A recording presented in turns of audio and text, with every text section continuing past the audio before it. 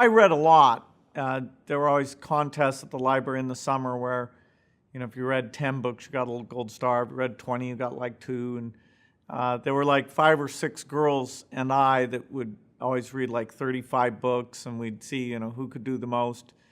It was a broad set of things. Eventually, a fair bit of science fiction, because that intrigued me. Some biographies, understanding what different leaders had done and how they'd picked what they'd wanted to do. And so I'd say science fiction and biography were the categories that had the most impact. Yeah, among the science fiction things, Williams Rice Burroughs wrote a Martian series, and I read that. Then he also had the Tarzan books, and there's an unbelievable number of them, like 40 of them, and I eventually decided to read those as well. I didn't actually read Catcher in the Rye until I was 13, and ever since then, I've said that's my favorite book. It's very clever.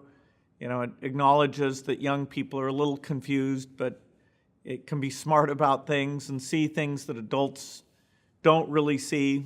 So I've always loved it. My second favorite book is the book by John Knowles called The Separate Peace. And that's a phenomenal book. I've been reading it to my son recently.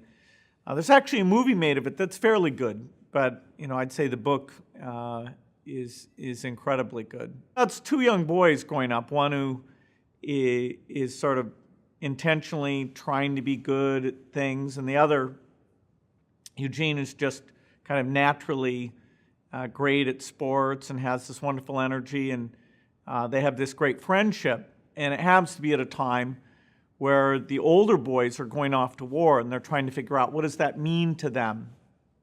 And the author talks about this period of his life as really defining the rest of his life, how he sees everything, as sort of in comparison to this period where he didn't really know where he fit in.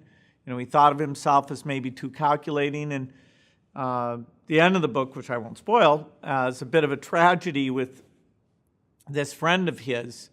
But it really talks a lot about what is our bargain with the world, how do we grow up, what are we worried about, and how do we take that into adulthood.